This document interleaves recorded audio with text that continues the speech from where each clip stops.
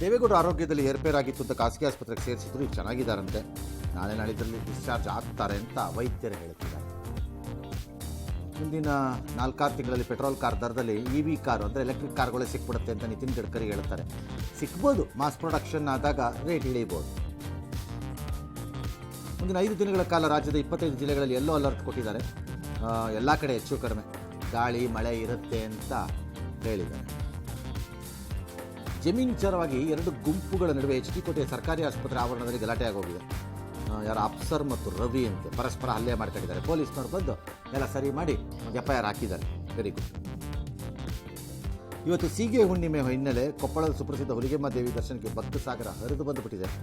ಭಾರೀ ಪ್ರಮಾಣದಲ್ಲಿ ನೂಕುನುಗ್ಗಲಾಗಿ ವಯಸ್ಸಾದವರೆಲ್ಲ ಅಸ್ವಸ್ಥಗೊಂಡಿದ್ದಾರೆ. ಪಾಪ ನೋಡಿ, ಪುಣ್ಯಕ್ಕೆ ಯಾರಿಗೂ ಏನೂ ಹೆಚ್ಚು ಕಡಿಮೆ ಆಗಿಲ್ಲ. ಆದರೆ ದರ್ಶನಕ್ಕೆ ಬರ್ತಿದ್ದವರಲ್ಲಿ ಪೈಕಿ 2 ಅಪಘಾತ ಆಗಿ 4 ಸಾವನ್ನಪ್ಪಿದ್ದಾರೆ.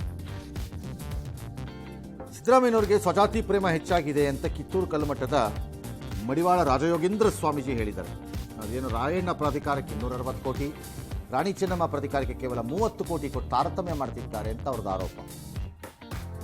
ಕೇಂದ್ರ ಹಣಕಾಸು ಮಂತ್ರಿ ಹೇಳ್ತಾರೆ, ಡೀಪ್ ಫೇಕ್ ವಿಡಿಯೋಗಳ ಕಾಟ ನನಗೂ ತಪ್ಪಿಲ್ಲ, ನಾನು ನೋಡಿದ್ದೀನಿ. ಜನರ ನಂಬಿಕೆ ಉಳಿಸ್ಕೊಳ್ಳೋದಕ್ಕೆ ಸೈಬರ್ ಭದ್ರತೆ ಬಲಪಡಿಸಿ ಅಂತಿದ್ದಾರೆ. ಕರೆಕ್ಟು, ನಿಮ್ಗಾದಾಗ ಮಾತ್ರ ಗೊತ್ತಾಗೋದು. ಪಶ್ಚಿಮ ಬಂಗಾಳದ ಜಲಪೈಗುರಿ ಜಿಲ್ಲೆಯಲ್ಲಿ BJP ಸಂಸದ ಖಗೇನ್ ಮರ್ಮುಗೆ ನೆನೆ ಹೊಡೆದಿದ್ರಲ್ಲ ಬಾಯಿ ಬಂದಂಗೆ. ಮಮತಾ ಬ್ಯಾನರ್ಜಿ ಇವತ್ತು ಹೋಗಿ ನೋಡ್ಬಿಟ್ಟು ಎವಿಡೆನ್ಸೇ ಇಲ್ಲ ಅಂತ. ನೀವು ಇನ್ನು ನೆಕ್ಸ್ಟ್ ಟೈಮು ಹೊಡೆಸ್ಕೊಳ್ಳೋವಾಗ ಸೈಡಲ್ಲಿ ಕ್ಯಾಮ್ರಾ ಇಟ್ಕೊಂಡು ಸೆಲ್ಫಿ ಟೈಪ್ ನಿಂತ್ಕೋಬೇಕು. ಹೊಡಿಯಪ್ಪ ಹೊಡಿ, 1 ನಿಮಿಷ ಹೊಡಿ, ನಮ್ಗೆ ನಿಂತ್ಕೋಬೇಕು. ಏನು ಮೇಡಮ್ಮು, ಏನು ರಾಜ್ಯನೋ, ಅದೇನು ಜನನೋ ನೀವು ಆಯ್ಕೆ ಮಾಡ್ಕೊತಿದ್ದೀರಿ. ಇವರೇ ಕಾಪಾಡಲ್ಲ ಅವನು, ನೋ ಪ್ರಾಬ್ಲಮ್.